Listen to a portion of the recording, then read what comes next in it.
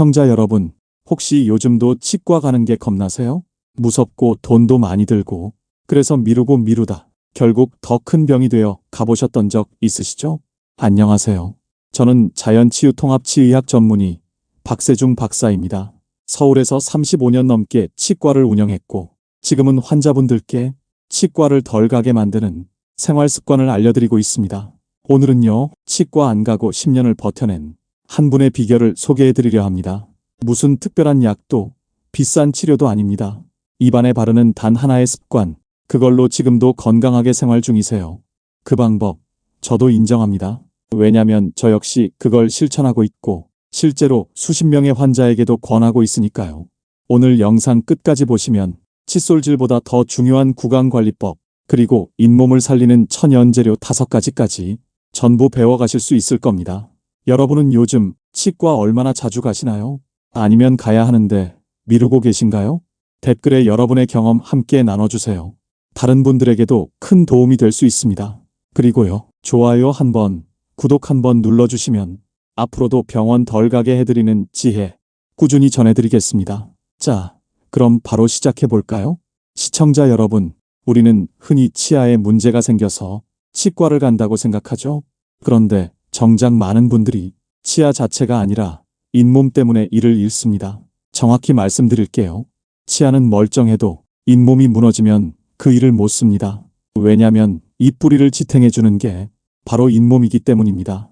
어느 날부터 양치할 때 피가 나기 시작했다면 잇몸이 약해서 그래라고 넘길 일이 아닙니다. 그건 몸이 보내는 신호입니다. 잇몸의 뼈가 녹기 시작했습니다라는 경고죠. 전문 용어로는 치주염입니다.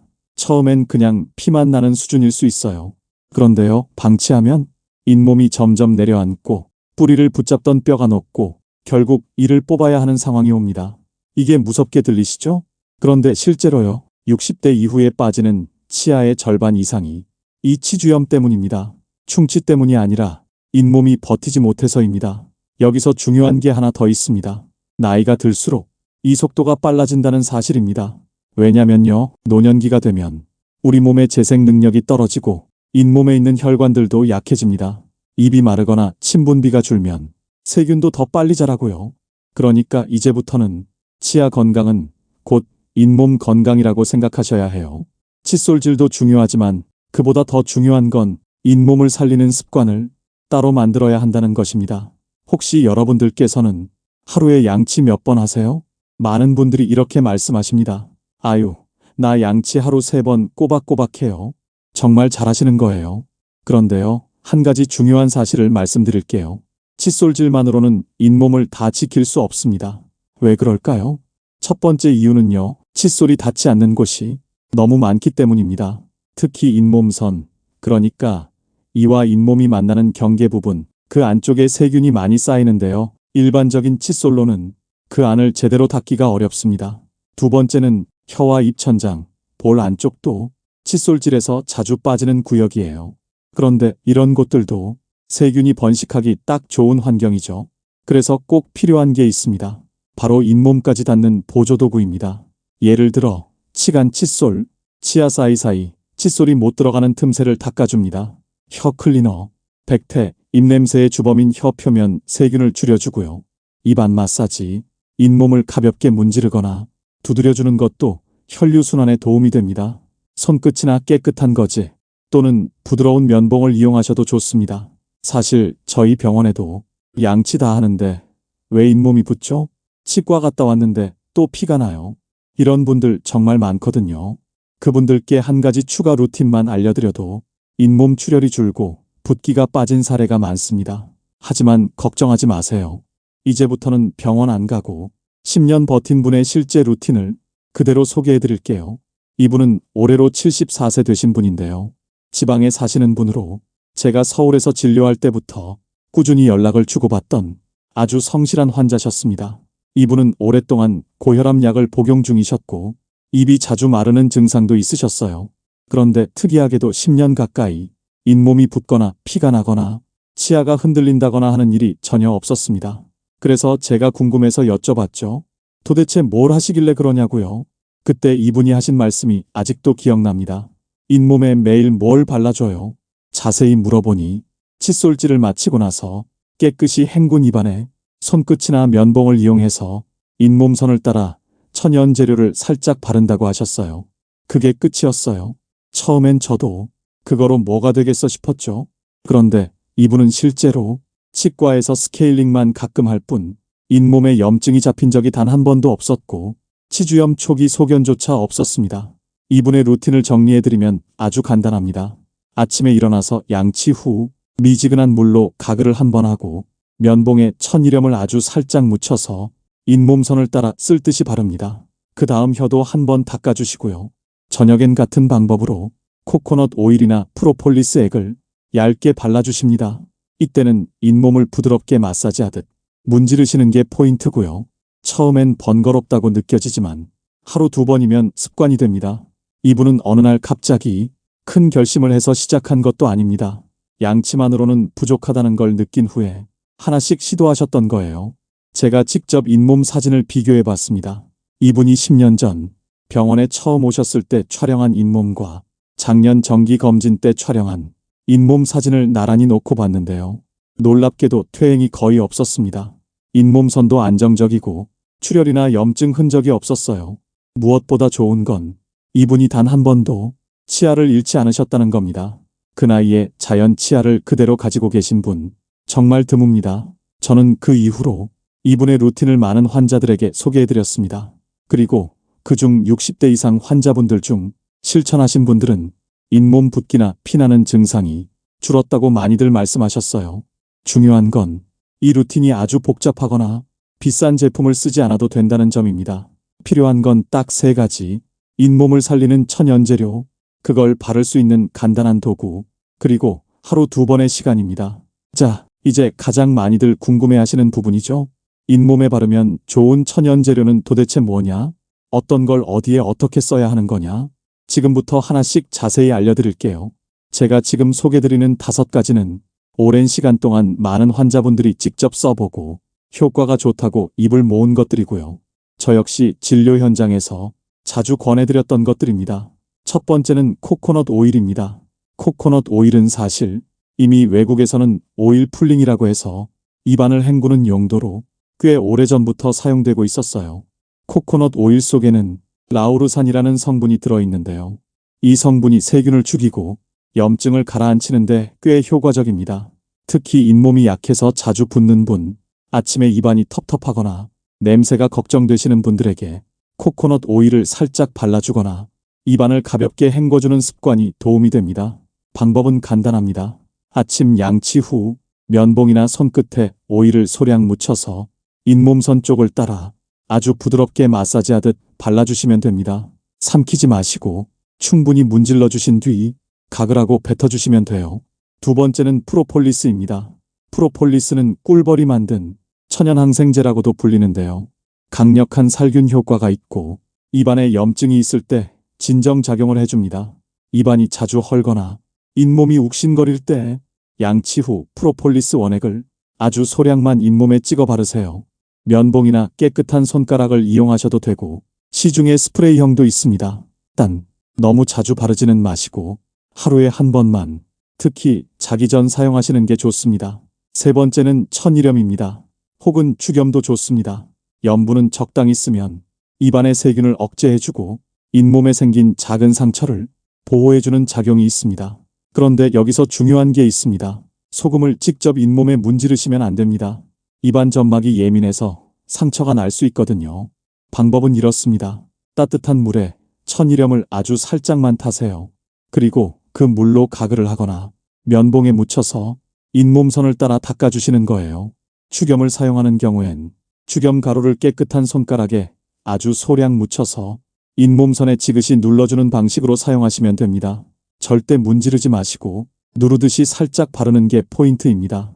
4번째는 유칼립투스 오일입니다. 유칼립투스는 원래 호흡기 쪽에 좋은 식물로 알려져 있지만 입안에 사용할 경우 강력한 탈취 효과가 있어서 입냄새가 고민인 분들에게 특히 좋습니다. 또한 잇몸에 생긴 미세한 염증을 진정시키는 효과도 있습니다. 사용법은 간단합니다. 시중에 판매하는 유칼립투스 오일 제품 중 식용이나 구강용으로 허가된 제품을 선택하세요. 절대로 향초용이나 방향제용은 사용하시면 안 됩니다.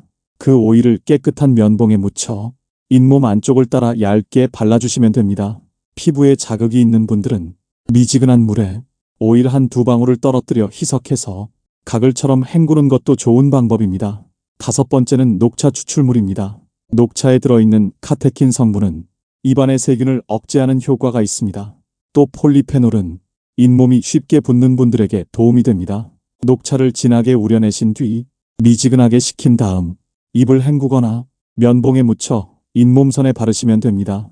지금까지 알려드린 이 5가지 재료는 전부 인터넷에서 쉽게 구하실 수 있고 가격도 부담 없습니다. 무엇보다 하루에 단 3분에서 5분 양치 후에 이 루틴을 추가하시는 것만으로 잇몸 건강이 달라질 수 있습니다.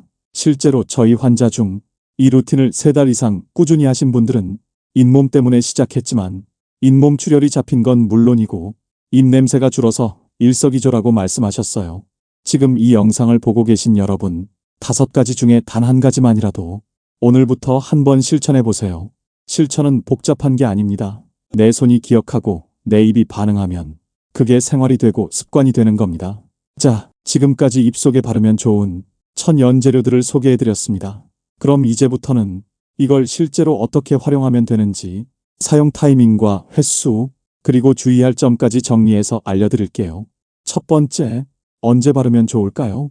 가장 추천드리는 시간은 아침 양치 후와 자기 전 양치 후, 이렇게 하루 2번입니다.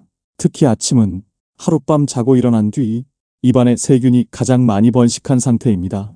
이럴 때 천연 재료를 활용하면 입안 환경을 빠르게 중화시켜주는 데 도움이 됩니다.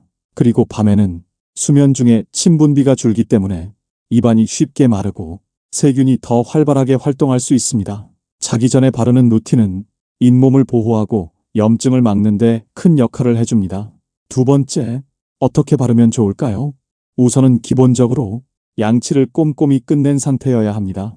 음식물 찌꺼기나 플라그가 남은 상태에서는 아무리 좋은 재료를 발라도 효과가 떨어지니까요. 그리고 꼭 깨끗한 면봉이나 손가락을 이용해 주세요. 손을 사용할 경우엔 반드시 손을 씻고 손톱이 짧아야 잇몸에 자극을 주지 않습니다. 바를 때는 잇몸선 바로 위쪽을 따라 살짝 눌러주듯이 바르시는 게 좋습니다. 문지르거나 강하게 누르면 잇몸이 오히려 자극받아 상할 수 있어요. 바르는 양은 눈에 보일 정도이 아주 소량이면 충분합니다. 입안은 흡수가 빠른 편이라 조금만 발라도 효과가 납니다. 3번째, 얼마나 자주 발라야 할까요? 이 부분은 재료마다 조금 차이가 있습니다. 한번 정리해 드릴게요. 코코넛 오일은 하루에 1~2번까지 사용 가능합니다. 잇몸이 약한 분들은 아침, 저녁 모두 사용해도 무방하고요. 프로폴리스는 자기 전 1번만 사용하는 게 좋습니다. 강한 성분이기 때문에 과하게 사용하면 오히려 입안이 건조해질 수 있습니다. 천일염은 하루 1번 아침에 가글로만 사용하시길 권장드립니다. 직접 바르는 경우엔 이틀에 1번 정도가 적당합니다. 유칼립투스 오일은 일주일에 2~3번 정도가 적당합니다. 매일 사용할 경우에는 반드시 희석해서 사용해야 하고요. 녹차 추출물은 가글로 하루 2번까지 사용 가능합니다. 잇몸에 바르는 경우에는 자극이 없는지 먼저 테스트해보고 문제가 없다면 하루에 1번 정도로 시작하시면 좋습니다. 이번엔 주의사항을 말씀드릴게요. 무엇보다도 중요한 건 꾸준함입니다. 하루 이틀 해보고 효과 없다며 포기하시면 아무런 변화도 느끼기 어렵습니다. 또한 잇몸에 상처나 염증이 심한 경우 천연 재료라도 따갑거나 불편할 수 있습니다. 그럴 땐 바로 중단하고 전문의와 상담하셔야 합니다. 천연 재료는 어디까지나 건강한 입속을 유지하는 데 도움을 주는 보조수단이지 이미 병적인 염증이 생긴 경우엔 치료를 대신할 수 없습니다. 마지막으로 제품을 선택하실 땐 반드시 식용이나 구강용으로 인증된 제품을 사용하셔야 합니다. 특히 에센셜 오일 같은 경우 공업용이나 방향제용 제품을 입안에 사용하시면 큰 부작용이 생길 수 있으니 꼭 확인하시고 구입하시길 바랍니다. 지금까지 말씀드린 내용은 어렵고 복잡한 것이 아닙니다. 하루 2번, 몇 분만 시간을 투자하셔도 입안 환경은 크게 달라질 수 있습니다. 실제로 이 루틴을 2주에서 4주만 실천하신 분들 중 잇몸 출혈이나 입냄새가 줄었다고 말씀하신 경우가 많고 치과 방문 간격이 줄어들었다는 분들도 계십니다. 지금 이 영상을 보고 계신 여러분, 오늘 저녁부터라도 양치 후 한 가지 재료만이라도 한번 바르면서 시작해 보시길 바랍니다. 이제 마지막으로 치아보다 잇몸이 먼저 무너지는 이유, 그리고 이를 예방하기 위해 꼭 기억해야 할 생활 습관을 정리해드리며 영상을 마무리하도록 하겠습니다. 그럼 잇몸이 무너지지 않게 하려면 우리는 어떤 생활 습관을 꼭 기억해야 할까요? 지금부터 제가 진료실에서 늘 강조드리는 잇몸 건강을 지키는 5가지 습관을 정리해서 말씀드릴게요. 첫 번째, 하루 2번 이상 정확한 양치. 시간이 중요한 게 아닙니다. 칫솔을 2분 넘게 사용하더라도 잇몸선을 따라 정확히 닦지 않으면 치태는 그대로 남습니다. 칫솔모가 너무 딱딱하거나 너무 강한 힘으로 문지르면 오히려 잇몸이 상할 수 있으니 부드러운 칫솔로 잇몸과 치아 사이를 쓸어주는 방식으로 양치하세요.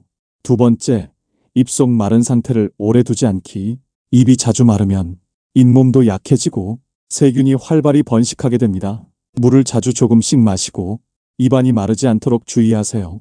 특히 고령이신 분들 중 혈압약이나 이뇨제 복용 중이시라면 구강 건조가 더 심할 수 있습니다. 세 번째, 단단하고 질긴 음식은 조심해서 오징어나 마른 반찬처럼 질기고 오래 씹어야 하는 음식은 약해진 잇몸에 부담이 됩니다.